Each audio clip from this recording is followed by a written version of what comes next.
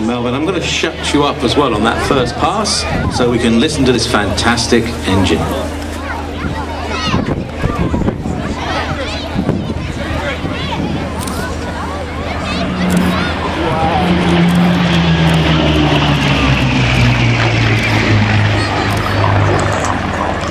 That's wonderful.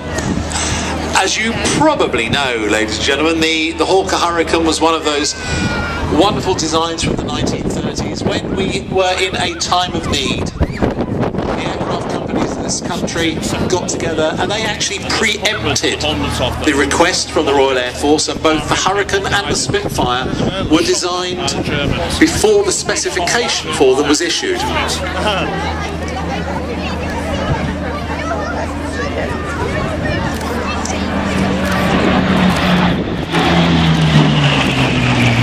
Powered by the Rolls-Royce Merlin engine, one of the greatest engines ever produced. And of course that itself was also a private venture. It was an engine that Rolls-Royce put their money into without any orders. So all three of these items, the Spitfire, the Hurricane and the Merlin engine, were all done on spec as prior to the RAF ordering them, because the industry at that point knew they were needed.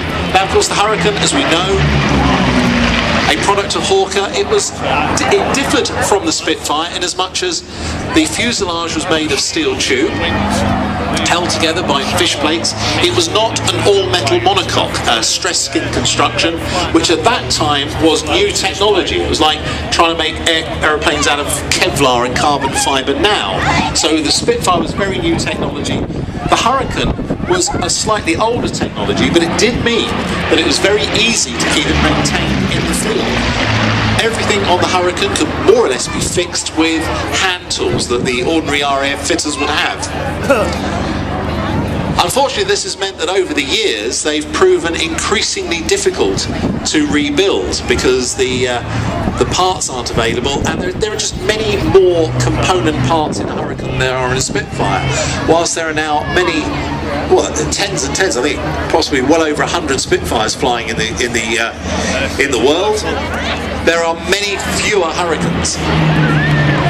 This particular aircraft was built in Canada in 1942 by the Canadian Car and Foundry Company as part of their 6th production batch, and joined the Royal Canadian Air Force in 1943.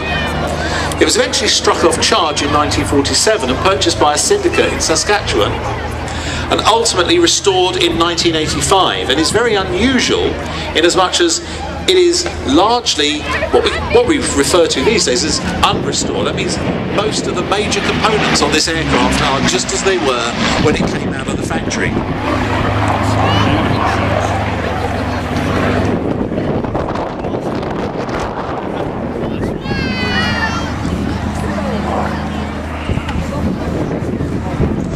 At the time of the Battle of Britain film in 1968, there were just 3 Hurricanes flying in the world.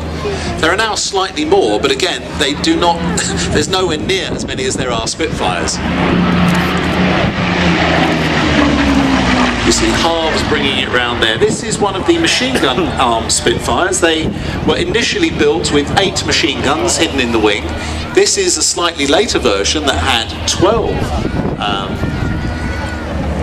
machine guns, 303 machine guns in the wing, and later aircraft were fitted with 20mm cannon. And of course, as the aircraft progressed in its service career and became less of a frontline fighter, it gained a very enviable reputation, a very effective ground attack aircraft, armed with rockets and much larger caliber cannons. In fact, some aircraft had 40mm anti-tank cannon on board.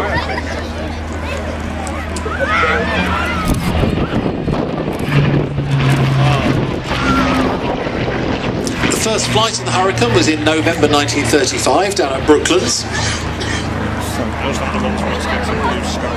and they were ordered pretty well off the drawing board straight into squadron service, and were available, as we said, in larger numbers than the Spitfire was at the beginning of the war.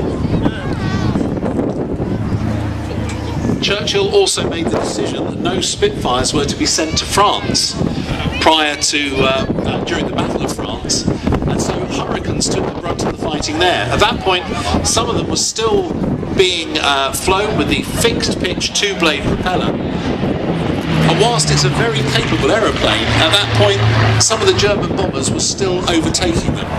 I did an interview once with the wonderful Peter Erst, who was the first person in the RAF ever to encounter the Messerschmitt 109. Still alive, lives down in Surrey. He was a wonderful chap. He was flying one of these. He chased a bomber over German lines, which was getting away from him. Eventually, he turned around and he found some interesting French aeroplanes. So he joined on the back of them, only to find that he'd joined a formation of 27 Messerschmitt 109s. He then decided that going in the opposite direction was very sensible, and so he did the sensible thing and legged it. This Hurricane now wears the codes HAC and the serial Z5140. That is the codes that are worn by a Gloucester-built Hurricane 2B flown with 126 Squadron during the Siege of Malta. And this aircraft went down to Malta in, when was this, 2005. That was down at the bottom of my piece of paper. I just asked someone who knew better. So wave to halves as he comes past.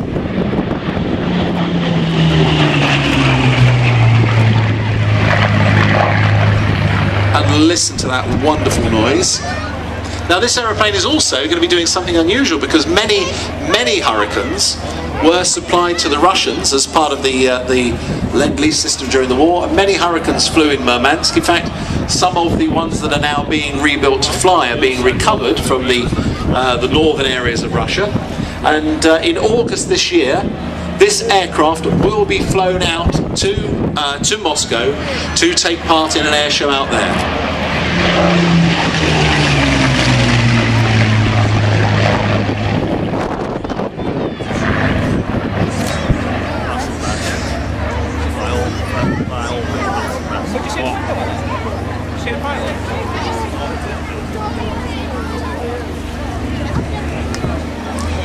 Of course, we mentioned that the Hurricane was largely a steel tube fuselage. Originally had fabric covered wings, but these were found to be limiting performance, so a retrofit of all metal wings was carried out during 1940. Very few fabric wing Hurricanes survive. The one in the Science Museum is one.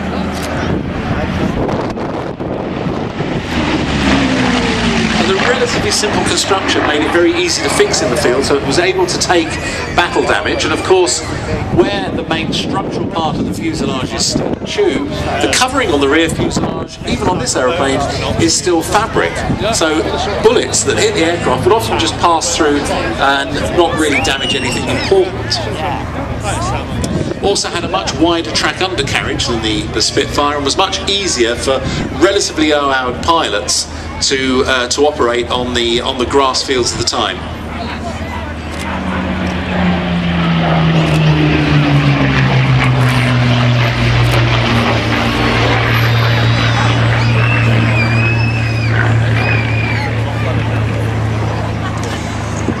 Now this aeroplane has come up today from the Imperial War Museum airfield at Duxford, where it lives. It will be overnighting close to here, either at Humberside or at Northcotes. At Humberside, I'm told in my right here, and then coming back to display for you again tomorrow. So yeah, a lot of these things you'll see.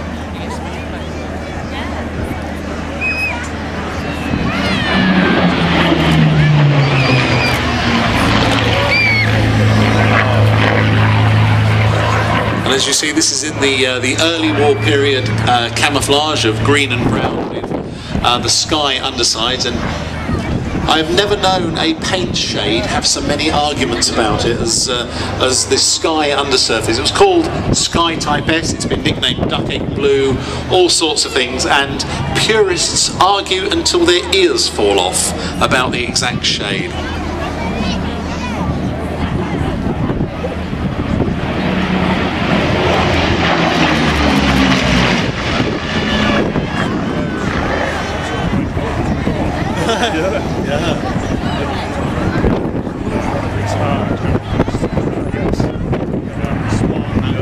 That one, I think obviously it takes long. Yeah, battery's fully charged.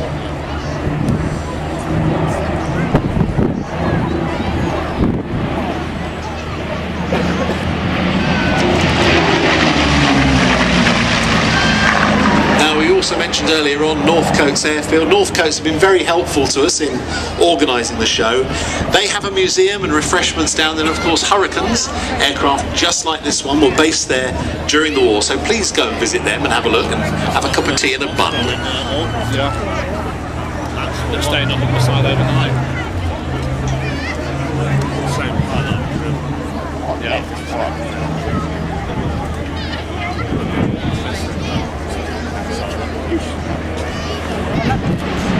So Harves is waving the wings. This is last pass, ladies and gentlemen.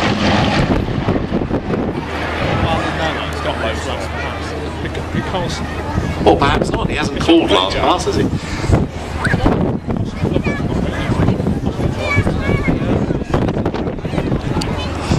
See, he did that just to confuse the commentators. The thing that display pilots like doing, they don't know that we're confused, they just assume. So ladies and gentlemen, please give Harves a huge wave. Dave Harvey flying the historic aircraft collection Hawker Hurricane Mark 12. And listen to that engine as he comes past.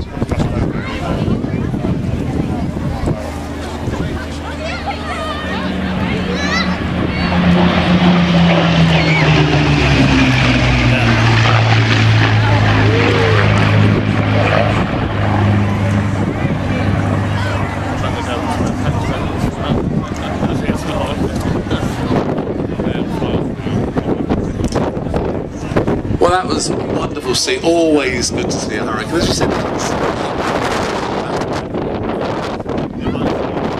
it's very interesting that during the filming of the battle